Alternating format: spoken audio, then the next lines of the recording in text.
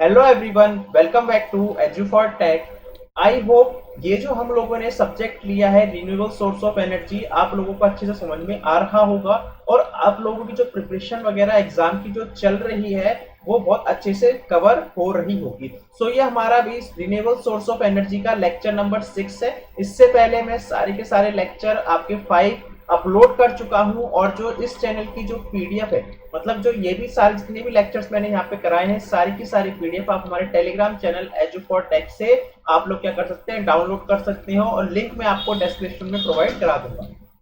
तो स्टार्ट करते हैं। हमारे पास भी आज का हमारा जो टॉपिक रहेगा वो बेसिकली रहेगा बायोमास एनर्जी। तो हम लोग क्या पढ़ने वाले हैं, आज हम लोग पढ़ने वाले हैं बायोमास एनर्जी।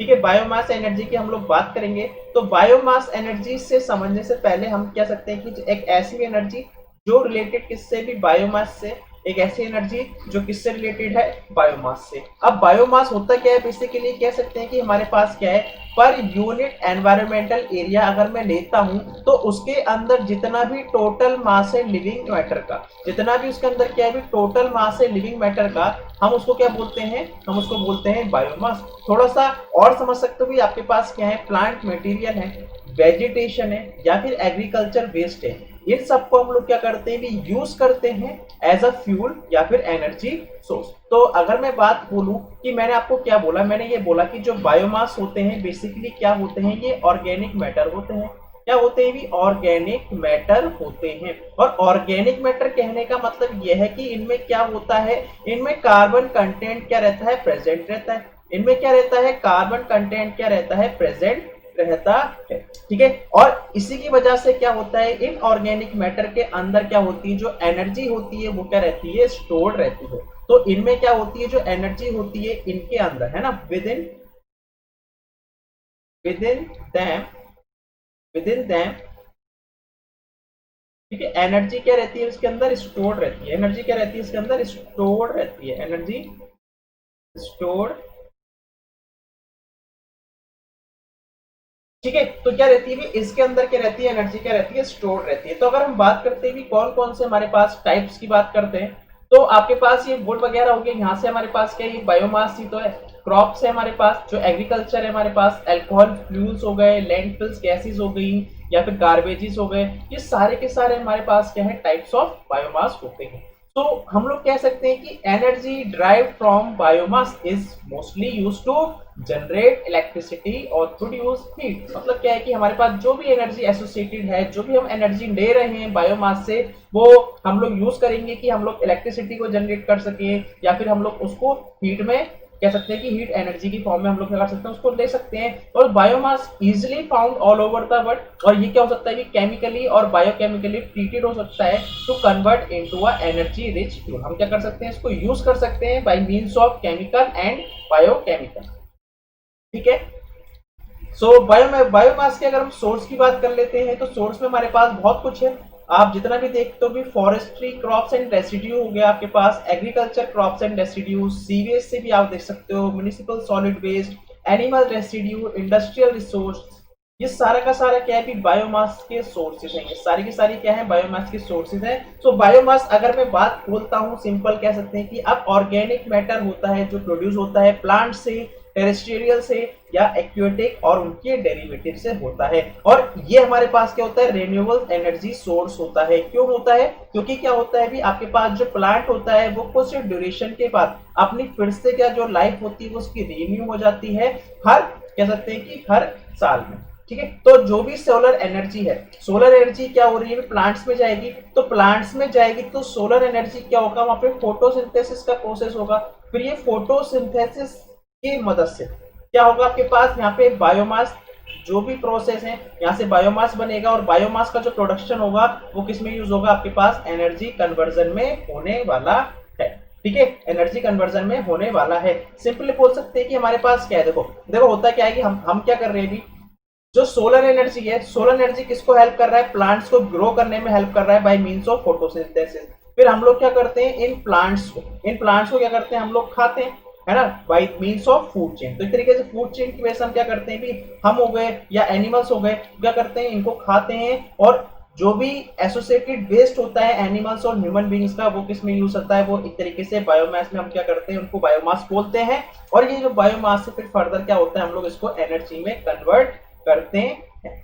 ठीक है, तो यहाँ पे आप देख सकते हो कि किस तरीके से हम लोग क्या कर सकते हैं, बायोमास एनर्जी को कन्वर्ट कर सकते हैं। तो देखो बायोमास पावर क्या है हमारे पास, सिंपली मैंने आपको बताया था कि कार्बन न्यूट्रल इलेक्ट्रिसिटी होती है जो प्रोड्यूस होती है from renewable organic waste product, जो कह सकते हैं कि क्या क्या हो सकता है भी, ओपनली बर्न हो जाता है, डंप कर सकते हैं लैंडफिल में, या फिर आप क्या कर सकते हो भी फॉरेस्ट में छोड़ सकते हो टू कॉज फायर। तो सबसे पहले क्या होगा कि हमारे पास जो एनर्जी आ रही है सन से, वो ट्रांसफर होगी और स्टोर हो जाएगी किसके अंदर, प्लांट्स के अंदर हो जाएगी in the form of chemical energy. ये केमिकल के एनर्जी की फॉर्म में क्या हो जाएगी, स्टोर हो जाएगी। जब प्लांट्स के हो जाएंगे, कट करोगे या फिर डाई हो जाते हैं, तो जो वुड्स हैं, स्ट्रॉ है और जो भी हमारे पास प्लांट मैटर है वो डिलीवर्ड हो जाएंगे किसमें, बायोगैस प्लांट में। तो बायोगैस प्लांट में क्या होगा, जब हम इन बायोमास मास को क्या करते हैं, जलाते हैं, तो वो क्या करते हैं, एनर्जी को रिलीज करते हैं in the form of heat.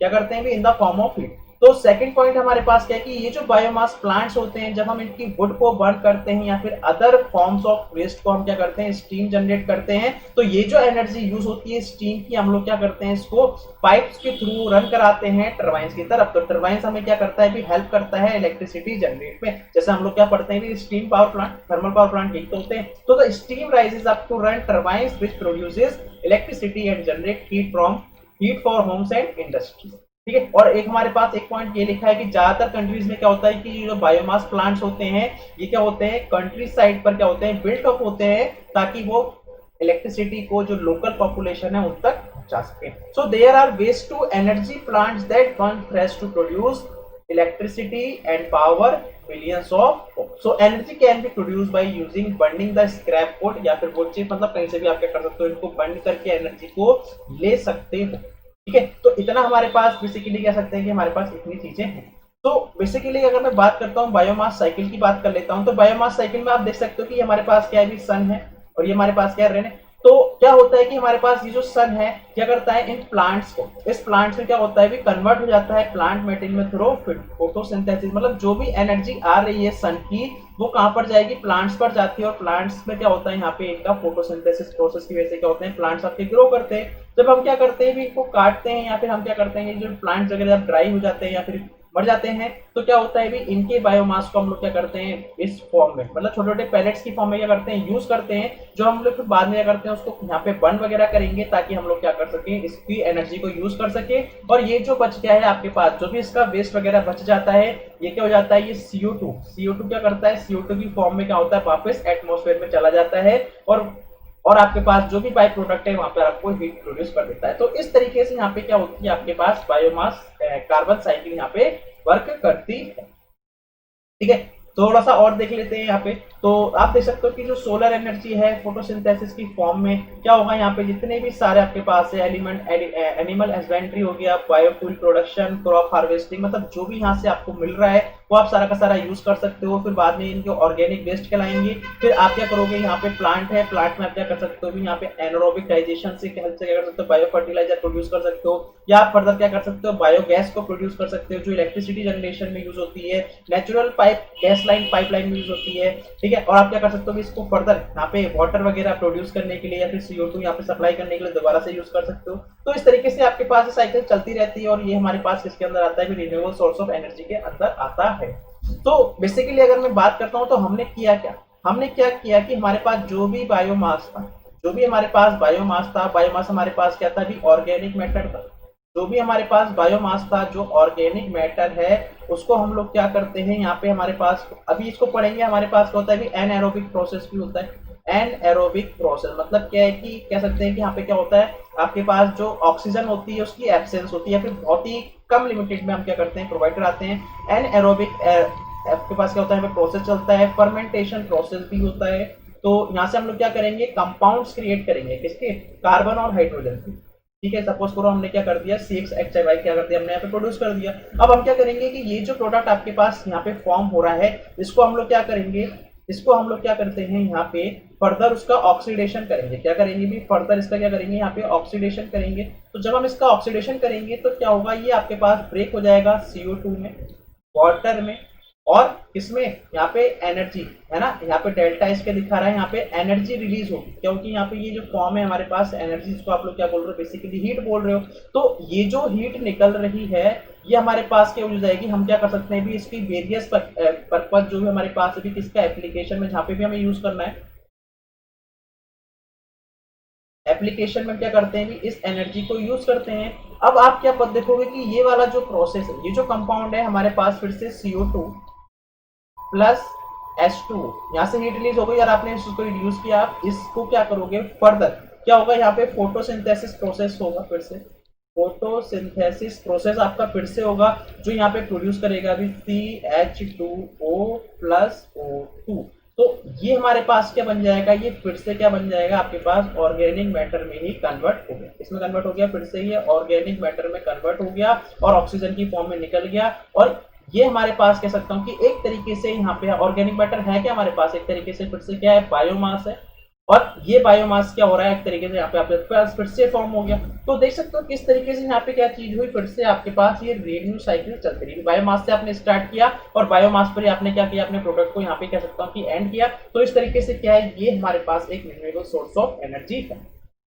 अब बायोमास कन्वर्जन की बात कर लेते हैं। हमारे पास क्या होते हैं, डिफरेंट क्या होते हैं, कन्वर्जन होते हैं जो हेल्प करते हैं हमारे पास जो एंड प्रोडक्ट है या फिर जिस एप्लीकेशन में हम लोग क्या करने वाले हैं, बायोमास एनर्जी को यूज करने वाले हैं। सो वो हमारे पास कौन कौन से हो सकते हैं। सबसे पहले हमारे पास हम लोग देखेंगे डायरेक्ट कंबशन के बारे में, फिर हमारे पास आता है थर्मोकेमिकल कन्वर्जन, फिर हमारे पास क्या आता है बायोकेमिकल कन्वर्जन। तो हमारे पास बेसिकली क्या होते हैं, यहाँ पे 3 टाइप्स के होते हैं और तीनों ही हम लोग थोड़ा सा देखेंगे, इनके बारे में जानेंगे। और अगर हम बात करते हैं डायरेक्ट, तो हमारे पास सिंपली आपने क्या करते हैं, डायरेक्ट उसका कंबशन कर दिया। चलो उसके बाद हमारे पास जो थर्मोकेमिकल कन्वर्जन होता है उसमें हम लोग गैसिफिकेशन और पायरोलिसिस की फॉर्म क्या करते हैं, यहाँ पे यूज करते हैं ताकि हम क्या कर सकें, यहाँ पे बायोमास एनर्जी को क्या प्रोड्यूस कर सके। फिर बायोकेमिकल कन्वर्जन की बात आती है, तो बायोकेमिकल हमारे पास एनारोबिक डाइजेशन और फर्मेंटेशन, ये हमारे पास 2 तरीके से हम लोग क्या कर सकते हैं, बायोकेमिकल कन्वर्जन कर सकते हैं ताकि हम लोग क्या कर सकें, बायोमास एनर्जी को प्रोड्यूस कर सकें।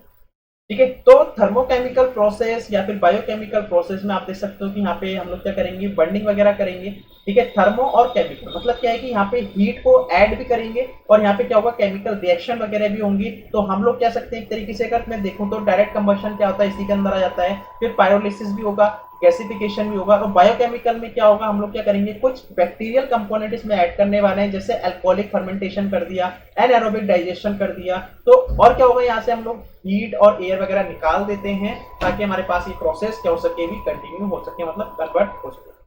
तो सबसे पहले हम लोग देखते हैं यहाँ पे डायरेक्ट कंबशन। डायरेक्ट कंबशन से पहले आपको मैं बता दूं कि हमने ये देखा था कि जो प्लांट मैटर होता है, यहाँ पे हम लोग क्या करते हैं, फोटोसिंथेसिस की हेल्प से क्या करते हैं, यहाँ पे क्रिएट करते हैं जो हमारे पास बायोमास फॉर्म होता है। और बायोमास हमारे पास क्या था, ऑर्गेनिक मैटर था, और ऑर्गेनिक मैटर में हमारे पास क्या था, कार्बन था, हाइड्रोजन था, ऑक्सीजन था, ये हमारे पास प्रेजेंट रहता है। और ये जो फोटोसिंथेसिस की रिक्वायरमेंट होती है वो कहाँ से आती है, आपके पास एक तरीके से सोलर रेडिएशन से ही आती है ना, सोलर रेडिएशन एनर्जी से आती है। और ये तरीके से कह सकते हैं कि हमारे पास क्या है भी, indirect form of solar energy है। क्या है हमारे पास, indirect form of solar energy, क्योंकि सोलर एनर्जी की हेल्प से ही तो आपका फोटोसिंथेसिस हो रहा है। और जब फोटोसिंथेसिस होता है तो बाद में आप क्या करते हो भी, उसको कॉम्प्लेक्स स्ट्रक्चर में क्या करते हो, ब्रेक डाउन करते हो, फिर ऑक्सीजन रिलीज होता है, फिर आपके पास क्या होता है, फाइनली बायोमास क्रिएट होता है। तो सबसे पहले हम लोग देखने वाले भी यहाँ पे डायरेक्ट कंबशन के बारे में देखने वाले हैं।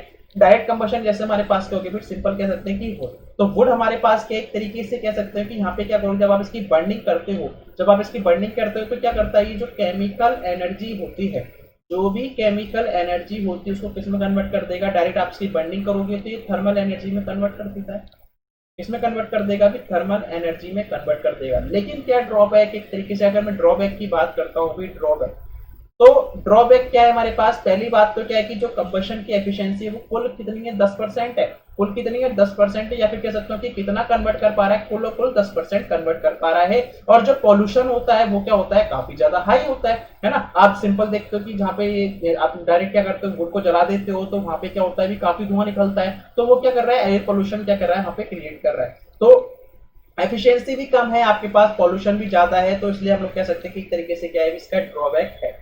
ठीक है, तो आप देख सकते हो, हाँ आप इसमें देख सकते हो थोड़ा सा और कि थोड़ा सा आइडिया ले लेते हैं, यहाँ पे रफ आइडिया ले लेते हैं कि इसमें होता है क्या है हमारे पास। इसमें जो बायोमास होता है हम लोग क्या करते हैं किसी पर्टिकुलर फर्नेस या कंबस्टर के अंदर क्या करते हैं, आप क्या करते हो यहाँ पे जनरेट करते हो, तो बर्न करते हो ताकि वहां पे क्या हो सके भी हॉट गैसेस प्रोड्यूस हो सके। और फिर ये जो हॉट गैसेस प्रोड्यूस हो रही हैं ये आप कहां पर भेज दोगे, आप बॉयलर में भेज दोगे। बॉयलर पे क्या होगा, आपका स्टीम का जनरेशन होगा, जहां पे क्या होगा ये स्टीम क्या करेगी, एक्सपैंड करेगी और क्या करती है जो स्टीम टरबाइन है या फिर स्टीम इंजन है वहां से क्या करती है मैकेनिकल या फिर इलेक्ट्रिकल एनर्जी को क्या करती है, प्रोड्यूस करती है। तो ये तो आप लोग पूरा जानते हो पावर प्लांट में। सो ये जो डायरेक्ट कंबशन सिस्टम होता है यहाँ पे हम लोग क्या करते हैं बायोमास को फीड करते हैं, कहां पे, फीड स्टॉक में, कहां पर, इनटू कंबस्टर या फिर फर्नेस। ठीक है, मतलब क्या करा आपने, जो भी बायोमास है उसको कहां पे फीड स्टॉक की हेल्प से क्या किया, कंबस्टर या फर्नेस के अंदर लेके गए, जहां पे क्या होगा ये बायोमास क्या करता है, बर्न करता है with air to heat water in the boiler to create steam. और आपने जब इस स्टीम को यूज किया तो ये स्टीम क्या होगी, एक्सपैंड होगी, और एक्सपैंड होगी तो जो स्टीम टरबाइन है उसके ब्लेड्स को करती है, रोटेट करती है, जिसकी वजह से क्या होता है आपके पास जनरेटर या फिर इलेक्ट्रिसिटी क्या होती है, प्रोड्यूस होती है। ठीक है, तो ये तो अपने पास सिंपल सा था कंबशन मेथड। सेकंड हमारे पास जो मेथड है हमारे पास वो क्या है, बायोकेमिकल कन्वर्जन। तो बायोकेमिकल कन्वर्जन मैंने आपको बताया, थोड़ा सा हमने आइडिया लिया था कि यहाँ पे हम लोग क्या करते हैं बायोकेमिकल, मतलब क्या होता है कुछ बायोलॉजिकल सब्सटेंसेस होंगे और यहाँ पे क्या होगी, केमिकल रिएक्शंस भी होगी। तो बायोकेमिकल में हम लोग क्या करने वाले हैं, बैक्टीरिया हो गए, माइक्रो ऑर्गेनिजम्स हो गए, इनका क्या करते हैं, इनको हम लोग यूज करते हैं ताकि क्या कर सके, ये जो रॉ बायोमास हम लोग लेके आ रहे हैं उसको वो ट्रांसफॉर्म करेगा इनटू यूजफुल एनर्जी। जैसे कि हमारे पास मीथेन गैस होती है, इथेन गैस होती है, अब क्या करते हैं विद द हेल्प ऑफ यहाँ पे बायोकेमिकल मेथड से क्या करते हैं, प्रोड्यूस करते हैं। तो बेसिकली आपने क्या देखा, आपने ये देखा कि यहाँ पे हमारे पास होंगे कुछ बैक्टीरियल कंपाउंड्स होंगे या फिर कह सकते हैं कुछ बैक्टीरियाज होंगे, कुछ माइक्रो ऑर्गेनिजम्स होंगे, जो हम लोग क्या करने वाले हैं यहाँ पे इनकी हेल्प से क्या करेंगे भी, इनकी हेल्प लेंगे और इनकी हेल्प से क्या करेंगे, इस बायोमास को क्या करेंगे, कुछ यहाँ पे कन्वर्जन्स होंगे जो फाइनली किसमें हमें मिलने वाले हैं, एनर्जी में मिलने वाले हैं। तो कौन कौन से हमारे पास ऑर्गेनिक ट्रीटमेंट्स होते हैं, एक हमारे पास होता है फर्मेंटेशन, दूसरा हमारे पास क्या होता है, एनारोबिक डाइजेशन होता है। तो फर्मेंटेशन और एनारोबिक के बारे में हम लोग थोड़ा सा यहाँ पे आइडिया लेंगे। अगर फर्मेंटेशन की बात करते हैं तो इसको हम लोग एरोबिक डाइजेशन भी बोलते हैं। ध्यान रखना है कि एरोबिक डाइजेशन का दूसरा नाम ही क्या है, आपके पास फर्मेंटेशन है। और एनारोबिक डाइजेशन की बात करते हैं तो हमारे पास एक एरोबिक टाइप हो गया और हमारे पास एक एनारोबिक टाइप हो गया। ठीक है, तो बेसिकली हमारे पास क्या है, ठीक, तो फर्मेंटेशन को हम लोग देख लेते हैं। तो फर्मेंटेशन हमारे पास बेसिकली क्या है, फर्मेंटेशन हमारे पास है कौन सा वाला टाइप, हमारे पास है एरोबिक टाइप का है। तो फर्मेंटेशन में अगर एरोबिक टाइप है तो उसका मतलब क्या है, यहाँ पे ऑक्सीजन की प्रेजेंस में यहाँ पे चीजें होने वाली हैं। तो fermentation it is a process of decomposition of complex molecules of organic compound, जिसको हम लोग क्या बोलते हैं, बायोमास बोलते हैं, under the influence of micro organism, जैसे जिसको हम लोग क्या बोलते हैं, फर्मेंट बोलते हैं, जैसे कि ईस्ट हो गया, बैक्टीरिया हो गए, एंजाइम्स हो गए। तो इनकी प्रेजेंस में हम लोग क्या करते हैं, जो हमारा बायोमास है, ठीक है, जो उसको हम लोग क्या करते हैं, उसको डीकंपोज करते हैं ऑर्गेनिक कंपाउंड में। किसमें कंपोज करते हैं भी, ऑर्गेनिक कंपाउंड में। जैसे हमारे पास भी एग्जांपल देख सकते हो आप, हमारे पास क्या है कि यहाँ पे conversion of grains and sugar crops into ethanol and CO2 in presence of east. East की प्रेजेंस में हम लोग क्या कर सकते हैं, जो ग्रेन्स होते हैं या जो शुगर क्रॉप्स है उसको हम लोग इथेनॉल और CO2 प्रोड्यूस करते हैं। तो ये हमारे पास किसका एग्जांपल है, ये हमारे पास किसका एग्जांपल है भी, फर्मेंटेशन का एग्जांपल है। जैसे आपके पास क्या है, शुगर है, तो शुगर को फर्मेंटेशन क्या कर सकते हो, डिस्टिलेशन से ले जाके आप क्या कर सकते हो, बायोइथेनॉल या फिर उसके प्रोडक्ट बना सकते हो। उसी तरीके से स्टार्च वगैरह होती हैं, हाइड्रोलिसिस के फर्मेंटेशन प्रोसेस लगा के यहाँ पे कर सकते हो कि फाइनली आप बायोइथेनॉल और प्रोडक्ट बना सकते हो। उसी तरीके से सेलुलोज वगैरह हैं। तो इस तरीके से आपके पास आपको बेसिकली क्या रहना भी, बहुत सिंपल सा आइडिया रखना है इसके बारे में। उसके बाद जो नेक्स्ट आता है मेरे पास आता है भी एनएरोबिक डाइजेशन। एनएरोबिक डाइजेशन है मेरे पास। तो एनएरोबिक डाइजेशन या फिर हम लोग उसका बोलते हैं इसको एनएरोबिक फर्मेंटेशन भी आप बोलते हो। तो इसमें हमारे पास होता है क्या है, इसमें हमारे पास क्या होता है, जो भी कन्वर्जन होता है, जो भी डिकेइंग वेट बायोमास है और या फिर एनिमल वेस्ट है, इसको हम लोग क्या करते हैं, बायोगैस में क्या करते हैं, कन्वर्ट करते हैं through decomposition by the action of anaerobic bacteria. ठीक है, तो एनएरोबिक बैक्टीरिया की हेल्प से हम लोग क्या करते हैं, यहाँ पे इनका जो भी हमारे पास ऑर्गेनिक सब्सटेंस है, जैसे कि एनिमल वेस्ट हो गया या वेट बायोमास हो गया, उसको हम लोग क्या करते हैं, उसको उसका डीकंपोजिशन करेंगे और फिर किसमें कन्वर्ट हो जाएगा, वो हमारे पास बायोगैस में कन्वर्ट हो जाता है। और जो बायोगैस आपको मिल रही है, आप इसको क्या कर सकते हो भी, इसको आप लोग यूज कर सकते हो। इसको कहाँ पर, पावर में, बायोमिथेनॉल में जिसमें गैस प्रोडक्ट निकाल सकते हो, ऑयल प्रोडक्ट निकाल सकते हो, ट्रांसपोर्टेशन, और इस तरीके से आप हीट भी प्रोड्यूस कर सकते हो। तो यहाँ पे हमारे पास क्या है कि जो मोस्ट यूजफुल बायोगैस है, बायोमास है फॉर फिश प्रोडक्शन के लिए, वो क्या है भी बायोगैस है। एनिमल्स हो गए, ह्यूमन वेस्ट हो गए, प्लांट रेजिड्यू हो गए and other organic waste material with high moisture content. तो यहाँ पे आपको क्या ध्यान रखना है कि यहाँ पे क्या होना चाहिए कि मॉइस्चर कंटेंट काफी अच्छा होना चाहिए। तो इसमें इंपॉर्टेंट टर्म क्या है भी, पहली बात तो यहाँ पे हाई मॉइस्चर कंटेंट होना बिल्कुल जरूरी है। क्या है भी, हाई हमारे पास मॉइस्चर कंटेंट होना जरूरी है। जैसे हमारे पास क्या है, ह्यूमन और एनिमल वेस्ट हो गया है, प्लांट रेसिड्यू होते हैं, और कुछ मटेरियल ऐसे की जिसमें क्या है मॉइस्चर कंटेंट ज्यादा रहता है। तो यहाँ पे हम लोग क्या कर सकते हैं कि बायोगैस का प्रोडक्शन कर सकते हैं। ठीक है, तो कार्बोहाइड्रेट, प्रोटीन, फैट्स का जब हाइड्रोलिसिस करोगे तो ये शुगर, प्रोटीन किसमें, एमिनो एसिड में, और फैट किसमें कन्वर्ट हो जाता है भी, फैटी एसिड में। ये तो आप लोग जानते हो। फिर फर्दर क्या होता है यहाँ पे, ऑर्गेनिक एसिड जैसे कि ब्यूट्रिक एसिड हो गया, प्रोपेनिक एसिड हो गया, एल्कोहल्स, हाइड्रोजन, CO2, अमोनिया, इन सब का क्या होता है एसिडोजेनेसिस होता है। तो क्या होगा भी, एसिडोजेनेसिस, एसिटिक एसिड, हाइड्रोजन, CO2, फिर मेथोजेनेसिस मतलब मीथेन में कन्वर्ट हो जाएगा हाइड्रोजन, CO2। तो इस तरीके से प्रोडक्शन होता है। आप क्या कर सकते हो कि रफली आइडिया ले सकते हो। ठीक है, बस मेरे सिंपल सा एक आपको आइडिया देने के लिए यहाँ पे इसको यहाँ पे लगाई। तो अब देखा जाए कि एनएरोबिक और हमारे पास जो फर्मेंटेशन है, जो हमने अभी दो टर्म देखे, तो उसमें बेसिकली हो क्या रहा है। तो अगर मैं एनारोबिक डाइजेशन की बात करता हूं तो यहाँ पे हमारे पास क्या देखने को मिलता है, जो माइक्रोबियल डाइजेशन होता है किसका, बायोमास का। माइक्रोबियल डाइजेशन होता है बायोमास का, और यहाँ पे जो प्रोसेस होता है वो लो टेम्परेचर पर होता है, अप टू 60 to 60%। और यहाँ पे क्या होता है, जो रिक्वायरमेंट होती है वो किसकी होती है, मॉइस्चर कंटेंट की, और कम से कम 80% यहाँ पे मॉइस्चर कंटेंट होना चाहिए, जो कि यहाँ पे जनरेट होती है गैस, जिसमें CO2 आपको देखने को मिलेगी और मीथेन आपको देखने को मिलती है। तो ये हमारे पास क्या है भी, एनारोबिक डाइजेशन से है। फिर फर्मेंटेशन की बात कर लेते हैं। तो यहाँ पे क्या होता है, आपके पास जो कॉम्प्लेक्स मॉलिक्यूल होता है उसको ब्रेक करते हैं, क्या करते हैं, उसको ब्रेक डाउन करते हैं किसमें, ऑर्गेनिक कंपाउंड्स में, अंडर द इन्फ्लुएंस ऑफ फर्मेंट्स, जैसे कि हमारे पास ईस्ट हो गया, बैक्टीरिया हो गया, एंजाइम्स हो गए। इसमें हम लोग क्या करते हैं, इसको बोलते हैं हम लोग फर्मेंटेशन। तो आई होप अगर आपसे पूछता है कि फर्मेंटेशन में क्या होता है या फिर एनारोबिक डाइजेशन में क्या होता है, तो आप उसका आंसर बहुत आसानी से कर सकते। ठीक है, यहां तक आपको ध्यान रखना है। तो एक चीज जो ध्यान रखनी है वो ये ध्यान रखने की, एनएरोबिक में क्या आपको बेसिकली जो देखने को मिलता है वो क्या देखने को मिलता है, मीथेन गैस यहाँ पे प्रोड्यूस होती है। ठीक है, तो आप लोग देख सकते हो कि हमारे पास यहाँ पे क्या है भी, हमारे पास ये जो कॉम्प्लेक्स स्ट्रक्चर है या फिर कह सकते हैं कि वेट बायोमास है, इसका हम लोग क्या करेंगे, हाइड्रोलिसिस करेंगे, और यहाँ पे एनएरोबिक रिएक्शन होगी।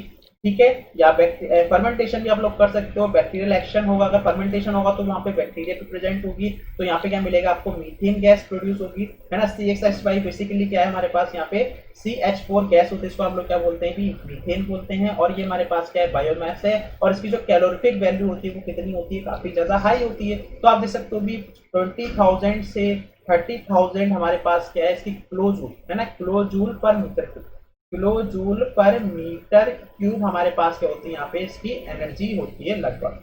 ठीक है, तो इस बायोगैस को आप लोग कहाँ कहाँ यूज कर सकते हो, आप कुकिंग पर्पस के लिए इसको यूज कर सकते हो, या फिर आप क्या कर सकते हो कि डुअल फ्यूल मोड में, मतलब जो हमारे पास जो आईसी इंजन होता है वहां पे हम लोग इसको यूज कर सकते हैं। यहाँ पे हम क्या कर सकते हैं, इसका कन्वर्जन, और फिर कह सकते हैं तरीके से बायोमास भी यहाँ पे देख सकती है। तो यहाँ पे देख रहे हो कि जो उसकी कैलोरीफिक वैल्यू है जो बायोगैस की, वो क्या है भी, काफी ज्यादा हाई आपको देखने को मिलती है। नेक्स्ट जो आता है हमारे पास, ठीक है, हाँ यहाँ पे एक चीज और देख लेना कि यहाँ पे मैंने थोड़ा सा बता देता हूँ, यहाँ पे एक चीज और, यहाँ पे एक चीज और बता देता हूँ क्या, कि हमारे पास बेसिकली हुआ क्या। बेसिकली अगर हम बात करते हैं बायोकेमिकल मेथड की, मैं बात कर रहा हूँ बायोकेमिकल मेथड की बात कर रहा हूँ। तो बायोकेमिकल मेथड में हमने बेसिकली क्या देखा, हमने दो चीजें यहाँ पे देखी। ये दो टाइप से हो सकता है, एक हमारे पास क्या हो सकता है भी, फर्मेंटेशन की वजह से हो सकता है, फर्मेंटेशन पे हो सकता है, और दूसरा हमारे पास क्या था भी, एनएरोबिक प्रोसेस में होता है, एनएरोबिक प्रोसेस में होता है। तो फर्मेंटेशन को आप लोग क्या बोल देते हो भी, एरोबिक भी बोल देते हैं।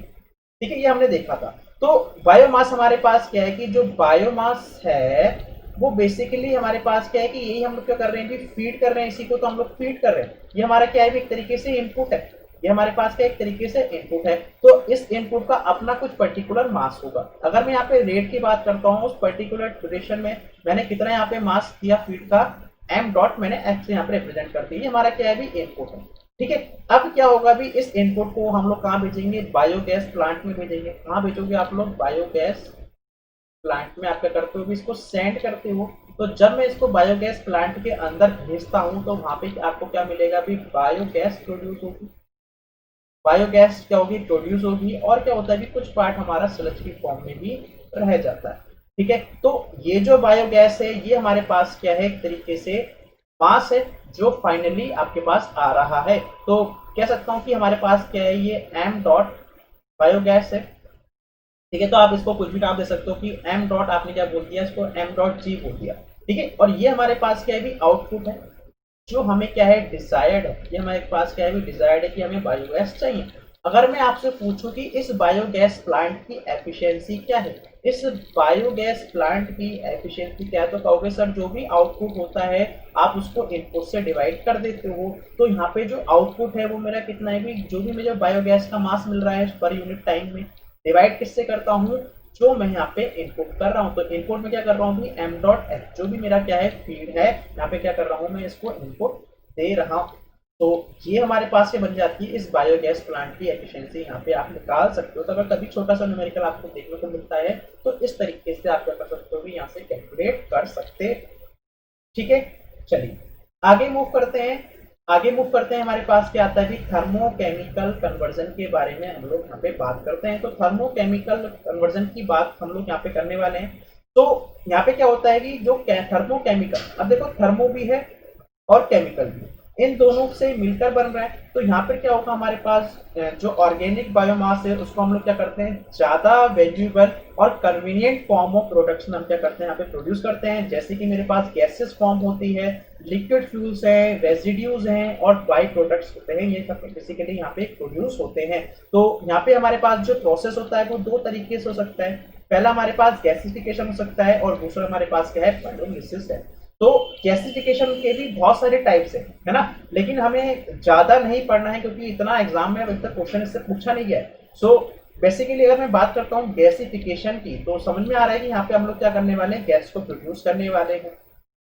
ठीक है, तो ये क्या होता है कि it takes place by heating the biomass with limited air. यहाँ पे मतलब लिमिटेड आप ऑक्सीजन या फिर एयर से क्या करते हो, वहां पे बायोमास से क्या करोगे, हीट करोगे, ताकि आपके पास to produce low heating value gas or by reacting it with steam and oxygen at high pressure and temperature to produce medium heating gas like hydrogen, CO, CH4, nitrogen.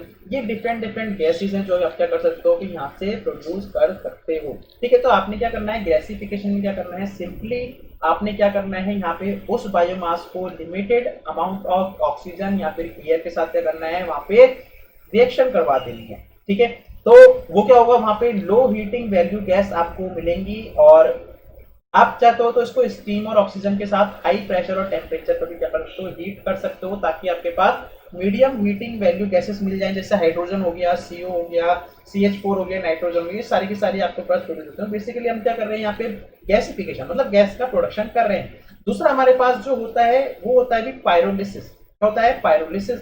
तो pyrolysis हमारे पास क्या है, यहाँ पे जो बायोमास है उसको हम लोग किसी क्लोज वेसल पे, टेम्परेचर जो रेंज होती है वो कितनी होती है, ध्यान रखना है 500 से 900 degree Celsius in absence of oxygen या फिर एयर। ध्यान रखना है कि यहाँ पे हम क्या करते हैं कि ऑक्सीजन या फिर एयर की एब्सेंस में करते हैं। ठीक है, और ये कहाँ होता है, ये आपके पास एक क्लोज्ड वेसल में होता है, इसका भी ध्यान रखना है।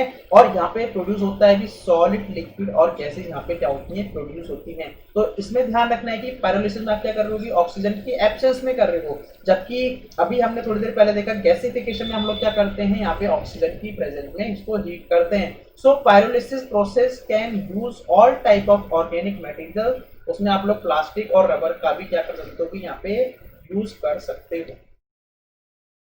ठीक है, तो आप लोग देख सकते हो कि पायरोलिसिस हमारे पास क्या है, बायो मास को हम क्या कर रहे हैं, डिकम्पोज कर रहे हैं। फ्रेश हो सकता है या फिर पॉइजनस होता है by the heat of anaerobic. Anaerobic क्या है, यहाँ पे रिड्यूस्ड एयर है ना, बहुत ही लिमिटेड अमाउंट में या फिर एब्सेंस कह सकते हो, which converts organic material into gases और फ्यूल ऑयल्स। ठीक है, तो ये हमारे पास फ्यूल्स वगैरह है, बायोमास है। तो इसमें हम क्या कर रहे हैं, क्लोज वेसल के अंदर क्या करते हैं, यहाँ पे absence of air absence of air में क्या कर रहे हैं, इसको डिकम्पोज कर रहे हैं, इसको डिकम्पोज कर रहे हैं, जो हमें क्या प्रोड्यूस हो रहा है, डिफरेंट डिफरेंट टाइप्स की हमें यहाँ पे देखने को मिलती है प्रोडक्ट्स। ठीक है, तो देखा जाए तो बेसिकली हमारे पास क्या है कि यहाँ पे जो बायोमास रहने वाला है वो किस तरीके का रहने वाला है, ड्राई। यहाँ पे ध्यान रखना है कैसा रहेगा, ड्राई रहेगा। ठीक है, इसका पायरोलिसिस करोगे तो यहाँ पे क्या मिलेगा, सिंपल स्ट्रक्चर में कन्वर्ट हो जाएगा। इसका पार्शियल ऑक्सीडेशन या फिर कंबशन करके आप कर सकते हो, डिफरेंट डिफरेंट प्रोडक्ट्स ले सकते हो। जैसे आप लोग देख सकते हो यहाँ पे कि हमने क्या किया, कार्बन को ऑक्सीजन के साथ हमने क्या कराया, सॉरी CO2 के साथ क्या कराया, रिएक्ट कराया, तो रिडक्शन होकर क्या बन जाता है, 2CO बन जाता है। फिर कार्बन के साथ अगर वाटर से रिएक्ट कराता हूँ, मतलब जो भी पार्शियल ऑक्सीडेशन के आपके पास प्रोडक्ट मिल रहे हैं, तो इसके साथ रिएक्शन कराओगे तो यहाँ पे हाइड्रोजन और CO बन जाएगा। फिर आपके पास क्या है कि हाइड्रोजन और कार्बन को आप रिएक्ट कराते हो तो क्या होगा, ये वाला हाइड्रोजन उठा लो यहाँ से, आप इसकी फिर से क्या करते हो, कार्बन के साथ रिएक्शन कराते हो तो ये किसमें कन्वर्ट होता है, CH4 में। तो ये मेरे पास क्या है, प्रोड्यूसर गैस है और कैलोरीफिक वैल्यू देख सकते हो इनकी 1500 से कह सकते हैं 15,000 से 20,000 कैलोरीफिक किलो जूल पर केजी यहाँ पे क्या देखने को मिलती है, इनकी कैलोरीफिक वैल्यू है। और ये जो प्रोड्यूसर गैस है आप इसको CI इंजन में भी यूज कर सकते हो। और ये हमारे पास क्या है कि डुअल फ्यूल मोड होता है, क्या होता है हमारे पास, डुअल फ्यूल मोड में जो होता है हमारे पास CI इंजन में आप यूज कर सकते हो, जिसमें क्या है हमारे पास प्रोड्यूसर गैस और ये मेरे पास क्या है, यहाँ जो कन्वर्सन होता है गैस सिस्टम। ठीक है, तो इसमें जो फ्यूल होता है हमारे पास क्या है, उसमें 80% तो हम लोग क्या कर सकते हैं, डुअल वाले में 80% तो हम लोग बायोगैस का यूज कर सकते हैं और 20% हम क्या करते हैं, डीजल वगैरह का यूज कर सकते हैं। ठीक है, अब उसके बाद देखो भी यहाँ पे हमारे पास जो नेक्स्ट आता है वो आता है टाइप्स ऑफ बायोमास। क्या आता है, टाइप्स ऑफ बायोमास। तो हमने देख लिया किस तरीके से हम लोग क्या करते हैं, भी जो मेथड्स होते हैं हम बायोमास एनर्जी को एक्सट्रैक्ट कर सके वो हम लोग देख लिया। एक कंबशन होता है हमारे पास, एक फिर बायोकेमिकल होता है, फिर हमारे पास क्या होता है, थर्मोकेमिकल होता है, ये हम लोगों ने देख लिया। अब अगर मैं बात करता हूँ कि टाइप्स ऑफ बायोमास की बात कर लेते हैं तो इसमें हमारे पास दो तरीके के होते हैं। पहला हमारे पास होता है कंसंट्रेटेड की फॉर्म में, जिसमें हम लोग क्या बोलते हैं, वेट बायोमास बोलते हैं। दूसरा हमारे पास क्या होता है, डिस्पर्स। डिस्पर्स हमारे पास क्या है, ड्राई बायोमास है। और एक मेरे पास होता है हार्वेस्टेड बायोमास, हार्वेस्टेड बायोमास होता है। तो अगर मैं कंसंट्रेटेड की बात करता हूं या फिर वेट वाले की बात करता हूं या फिर डिस्पर्स या फिर ड्राई बायोमास की बात करता हूं, तो यहाँ पे जो कैलोरीफिक वैल्यू होती है बायोगैस की वो क्या होती है, प्रोड्यूसर गैस से, है ना, जो प्रोड्यूस गैस हो रही है उससे क्या होती है, काफी ज्यादा होती है कैलोरीफिक वैल्यू, इससे जो हम लोग क्या कर रहे हैं, जो गैस आपको आउटपुट में मिल रही है। ठीक है, और जो टेम्परेचर होता है बायोगैस का वो यहाँ पे क्या होगा, ज्यादा होगा as compare to temperature of producer gas. अब हम बात करते हैं किसकी, हार्वेस्टेड। अभी आपको ध्यान रखना है, ठीक है, बस आपको एक बार 2-3 बार आप एक बार पढ़ लोगे, 2 बार पढ़ लोगे पीडीएफ से तो आपको ध्यान रहेगा। फिर अगर हम बात करते हैं यहाँ पे हार्वेस्टेड बायोगैस की, तो ये हमारे पास बायोडीजल और बायो इथेनॉल। ठीक है, तो यहाँ पे क्या होगा, भी पावर क्रॉप वगैरह में आप इसको यूज कर सकते हो, या आपके पास शुगर क्रॉप से आप यूज कर सकते हो, ऑयल एक्सट्रैक्शन करके ट्रांस स्टेरिफिकेशन हो जाता है यहाँ पे, और यहाँ पे ईस्ट और फंगस करके फर्मेंटेशन करके जैसे चीजें आप प्रोड्यूस कर सकते हो। ठीक है, और आपको कहाँ पे यूज कर सकते हो भी, dual fuel mode IC engine. ठीक है, dual fuel mode IC engine में आप इसका यूज कर सकते हो। तो गैसिफिकेशन की बात मैंने आपको बताया था कि काफी सारे गैसिफिकेशन प्रोसेस होते हैं। तो आप देख सकते हो भी up draft gasifier, down draft gasifier, cross होता है, ट्विंस फायर होता है। ठीक है, इस तरीके से हमारे पास क्या होते हैं, ये फिक्स बेड वाले हैं, फिर फ्लूइडाइज बेड वाले होंगे, फिर अदर टाइप। तो बेसिकली हम लोग यहाँ पे आपको थोड़ा सा आइडिया लेने के लिए हम लोग बस एक जो हम लोग पढ़ सकते हैं वो पढ़ सकते हैं, डाउन ड्राफ्ट गैसिफायर आप लोग देख सकते हैं यहाँ पे। ठीक है, तो बेसिकली क्या है कि यहाँ पे हम लोग देखना चाहें तो हमारे पास क्या होते हैं, यहाँ पे कुछ जोन्स बटे हुए हैं। क्या होते हैं, यहाँ पे कुछ जोन्स होते हैं, तो उस जोन्स की यहाँ पे हम लोग बात करते हैं। तो कौन कौन से जोन्स हमें देखने को मिलते हैं। ठीक है, तो सबसे पहले जो मेरे को जोन देखने को मिल रहा है वो कौन सा है भी, ड्राई जोन। कौन सा है, ड्राई जोन। तो ड्राई जोन की बात कर लेते हैं। तो जो बायोमास होता है यहाँ पे, ठीक है, हम क्या करते हैं कि उसको ड्राई करते हैं, क्या करते हैं, उसको सुखाते हैं। ठीक, जो भी इस जोन में आता है बायोमास क्या हो जाता है, यहाँ पे ड्राई हो जाता है। और यहाँ पे जो टेम्परेचर होता है वो मोर देन 100 डिग्री सेल्सियस होता है, ताकि हम लोग क्या कर सके भी, यहाँ से सारा का सारा जो मॉइस्चर है उसको रिमूव कर सके। फिर हमारे पास क्या आता है भी, सेकंड जो आता है मेरे पास आता है पायरोलिसिस जोन। कौन सा आता है, पायरोलिसिस जोन। तो पायरोलिसिस में बेसिकली क्या है हमारे पास कि जो भी स्ट्रक्चर होता है बायोमास का उसको हम लोग क्या करते हैं, ब्रेक करते हैं। क्या करते हैं, उस स्ट्रक्चर को, कॉम्प्लेक्स स्ट्रक्चर क्या करते हैं, ब्रेक करते हैं और उसको सिंपल स्ट्रक्चर में क्या करते हैं, कन्वर्ट करते हैं, ताकि यहाँ पे जो कंबशन प्रोसेस है, जो नेक्स्ट स्टेज है वो वहां पे इजिली हो सके।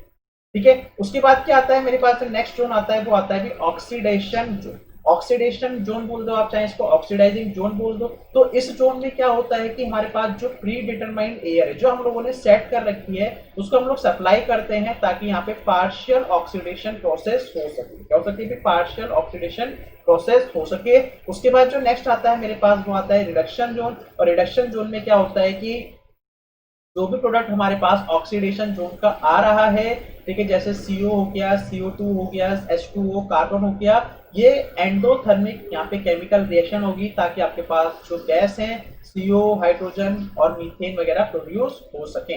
तो देखा जाए तो यहाँ पे हुआ क्या, यहाँ पे आपके पास ये जो कॉम्प्लेक्स स्ट्रक्चर था, ये कॉम्प्लेक्स स्ट्रक्चर पायरोलिसिस से होकर गुजरा। तो यहाँ पे क्या होगा, अभी इस जोन ने क्या किया, उसको सिंपल स्ट्रक्चर में क्या कर दिया, उसको ब्रेक डाउन कर दिया। फिर ये जो सिंपल स्ट्रक्चर है इसका क्या करेंगे हम लोग, पार्शियल ऑक्सीडेशन करते हैं या फिर कंबशन करते हैं, तो यहाँ पे आपको प्रोडक्ट देखने को मिलता है, ठीक है। और फिर फर्दर क्या होगा, अभी इसका क्या होगा, जब ये रिड्यूसिंग जोन में जाएगा, रिडक्शन जोन में जाएगा, तो क्या गैस में कन्वर्ट हो जाएगा, ये मीथेन गैस में कन्वर्ट हो जाता है। अब हो सकता है कि आपके पास ये CO2 प्लस कार्बन दे, उसका रिडक्शन करोगे तो आपके पास क्या मिलेगा, 2CO।